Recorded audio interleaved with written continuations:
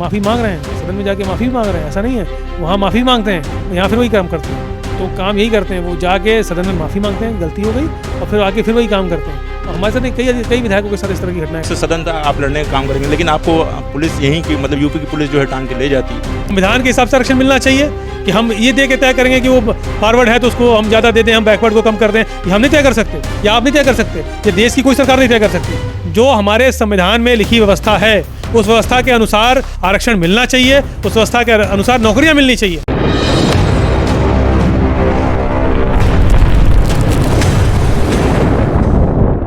UP में तमाम परीक्षाओं में जिस तरह से पेपर लीक का मामला आ रहा है, उसके बाद आज समाजवादी पार्टी की तरफ से यानी कि पीडीएम के लोगों को अपेक्षित किया जा रहा है यूपी में नौकरियों को लेकर।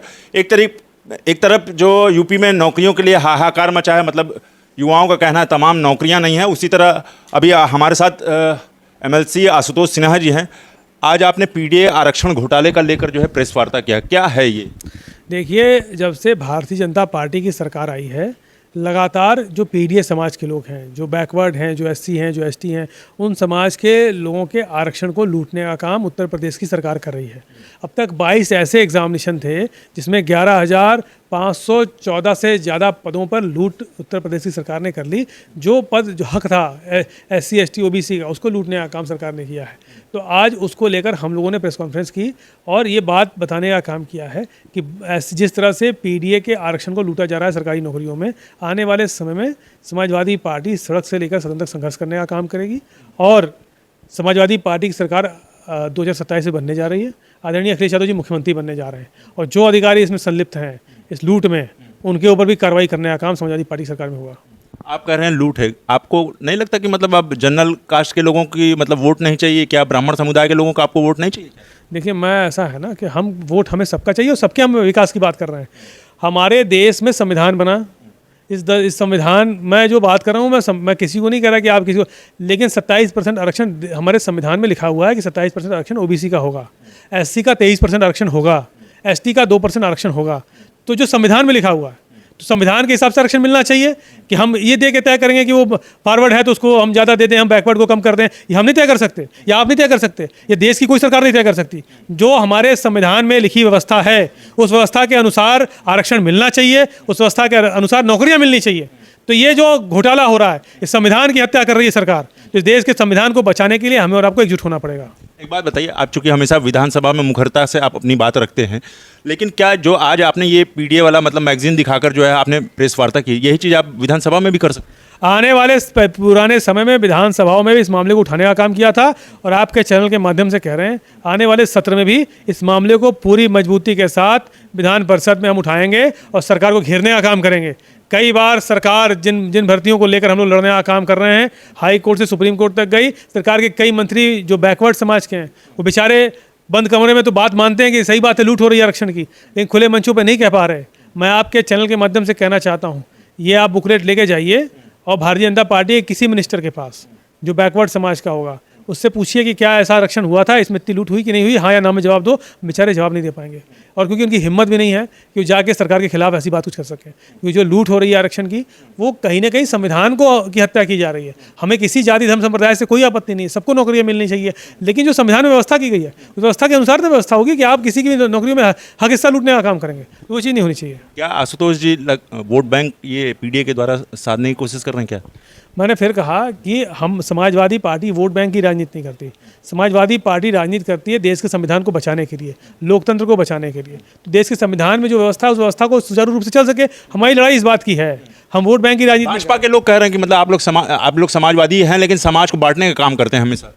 इस समाज को बांटने का काम भारतीय जनता पार्टी करती है लगातार, क्योंकि समाज में जो पिछड़े लोग हैं, जो अल्पसंख्यक हैं, जो एससी एसटी समाज के लोग हैं, उनके साथ तो भारतीय जनता पार्टी बांट रही है, उसको हम थोड़ी नहीं बांट रहे हैं। उनका आरक्षण खा जा रही है, और आरक्षण मैंने तो दिया नहीं, आरक्षण किसी ने दिया, ये आरक्षण तो देश के संविधान ने दिया है ना। उस संविधान को तो पालन करना चाहिए आरक्षण का, उस आरक्षण का पालन क्यों नहीं हो रहा है, ये मैं आपसे जानना चाह रहा हूँ, चैनल के माध्यम से पूछना चाहता हूँ। और मैं कहना चाहता हूँ कि आने वाले समय में इस बात को लेकर हम आपसे भी कहेंगे कि भारतीय जनता पार्टी के लीडर से भी पूछिए, जो बैकवर्ड समाज के मिनिस्टर हैं उनसे पूछिए कि जो आरक्षण में लूट हो रही है उसको लेकर आप क्या कहना चाहते हैं, आपका क्या उसमें व्यू है, वो बेचारे खुद ही नहीं कह पाएंगे। अच्छा, ये बताइए, क्या आप अभी इधर भी छुट्टी पर गए हुए थे? छुट्टी पर गए हुए थे आप भाजपा में, आपने देखा होगा भी हाल ही में जिला अध्यक्ष जो है वो पटेल समुदाय यानी कि पीडीए समाज के लोगों को बनाया जा रहा है। अब भाजपा में लगातार पटेल समाज के लोग हैं, पीडीए के लोग हैं, तो कहाँ आपको लग रहा है कि ये पीडीए समाज का मतलब अपेक्षित किया जा रहा है? मैंने वही कहा, देखिए आप सोचिए, दो विषय है। आप किसी नेता को किसी समाज का रखें, अच्छी बात है, हमें उसमें कोई आपत्ति नहीं। किसी भी समाज का आप लीडर को अपना जिला अध्यक्ष बनाएं, अपना महानगर अध्यक्ष बनाएं, किसी लीडर को कुछ भी बना लें, वो आपका व्यक्तिगत कंसर्न है ना। लेकिन नौकरियां जो हैं, जो गरीब पिछड़ा जो व्यक्ति है, जो दिन भर खटता है बेचारा, 2 पैसा कमाता है, अपने बच्चे को पढ़ाता लिखाता है, आधा पेट काट के पढ़ा लिखा के बड़ा कर रहा है, उस व्यक्ति की नौकरी की मैं बात कर रहा हूँ। जो पीडीए के आरक्षण का घोटाला हो रहा है वो नौकरियों में हो रहा है। नौकरियों को हमको बचाना है ना, कि नौकरियां जो बच्चे, जो आम लोगों की मैं बात कर रहा हूँ। ये बात किसी दल के नेताओं की बात नहीं कर रहा। दल में किसको कितना आपने कितने विधायक आपके बैकवर्ड हैं, मैं आपसे कितने बैकवर्ड विधायक हैं उनके यहाँ पता कर लीजिए। उनके यहाँ कितने महिलाएं विधायक हैं पता कर लीजिए। 33% महिलाओं का आरक्षण दिया क्या कभी उन्होंने? तो लेकिन हमने दिया, तो हम तो महिलाओं को ज़्यादा प्रेशर देते हैं। तो इस तरह की बात तो देखिए, दूसरा विषय है राजनीतिक। लेकिन जो देश की जनता है, जो प्रदेश की जनता है, इस जनता को किस तरह से, क्योंकि जनता जो बैकवर्ड हैं, जो SC ST हैं, जो दिन भर बेचारे मेहनत करते हैं, 200-300 रुपये कमाते हैं, किस तरह से पेट काट के बच्चे को पढ़ाते हैं, और जब वो एग्ज़ाम देने जाता है बच्चा, तो एग्ज़ाम देने के बाद पता चलता है कि उनको जो आरक्षण मिलना चाहिए था, आरक्षण के साथ उसकी नौकरी मिलनी चाहिए थी, तो कट ऑफ में देखता है कि भैया वो हमको नहीं मिली नौकरी, हमारा आरक्षण खा गया। तो आरक्षण अगर खा जाएंगे तो बैकवर्ड SC ST समाज के जो बच्चे हैं उनका भला कैसे होगा? नहीं, वो तो ठीक है, आप संविधान के हिसाब से बोल रहे हैं। क्या आशुतोष सिन्हा जी कॉकरोच पार्टी की तरह मतलब युवाओं को रिझाने की कोशिश कर रहे हैं? देखिए ऐसा, आपके माध्यम से देखिए ऐसा है, ये सदन में मैं 2020 में चुनाव जीता, 2021 में पहली बार सदन में गया, तब से लेकर आज तक लगातार एग्जामिनेशन के पेपर लीक, नौजवानों को रोज़गार को लेकर, और लगातार जो आरक्षण को लेकर हमने सरकार को घेरने का काम किया है। पहली बार ऐसा नहीं है कि कोई नई बात हम कर रहे हैं, ये हम लगातार सरकार को घेरने का काम कर रहे हैं। और क्योंकि लगातार इधर भी 2026 में और 2025 में इधर भी लगातार सारे एग्जामिनेशन जितने हो रहे हैं, सब में पेपर, सब में घोटाले हो रहे हैं आरक्षण के, तो उसको लेकर लड़ने का काम, और एग्जामिनेशन में जो पेपर लीक हो रहे हैं उसको लेकर लड़ने का काम हम सदन में भी लगातार करते आ रहे हैं। अब लेकिन सदन से सड़क तक हम लोग लगातार करने का काम करेंगे। सड़क से सदन तक आप लड़ने का काम करेंगे, लेकिन आपको पुलिस यहीं की मतलब यूपी की पुलिस जो है टांग के ले जाती है। देखिए यही है, लोकतंत्र की हत्या इस सरकार कर रही है। जिस तरह से हम अगर किसी चीज़ का, अगर हम कहीं जा रहे हैं तो जो विशेषाधिकार एक विधायक का होता है कि पुलिस उसको टच नहीं कर सकती। बिल्कुल ठीक, उसको टच नहीं, हमें टच करने का अधिकार पुलिस को नहीं है। और इवन मैं आपको बताना चाहता हूँ कि जितने भी सरकार के जो पुलिसिंग चल रही है, जो अधिकारी चल रहे हैं, वो पूरी तरह से संविधान की धज्जियाँ उड़ा रहे हैं, लोकतंत्र की हत्या कर रहे हैं, संविधान की हत्या कर रहे हैं। संविधान में हमें ताकत मिली, लोकतंत्र में हमें ताकत मिली, तो हम आज विशेषाधिकार हमारा है, और हमारे विशेषाधिकार का भी हनन उत्तर प्रदेश सरकार कर रही है। माफ़ी मांग रहे हैं, सदन में जाके माफ़ी भी मांग रहे हैं, ऐसा नहीं है। वहाँ माफ़ी मांगते हैं, यहाँ फिर वही काम करते हैं। तो काम यही करते हैं, वो जाके सदन में माफ़ी मांगते हैं, गलती हो गई, और फिर आके फिर वही काम करते हैं। और हमारे साथ कई विधायकों के साथ इस तरह की घटनाएं कर रहे हैं। लेकिन समाजवादी पार्टी डरने वाली नहीं है, हम लोग डरने वाले नहीं हैं। उठाएं, टांगे, मुकदमा लिख दें, जेल भेज दें, लेकिन हमें कोई फ़र्क नहीं पड़ता। देश के और प्रदेश की जनता के न्याय की लड़ाई को हम लड़ते रहेंगे, और न पीछे हटे तो न पीछे हटेंगे। आपका हमसे बात करने के लिए बहुत बहुत धन्यवाद।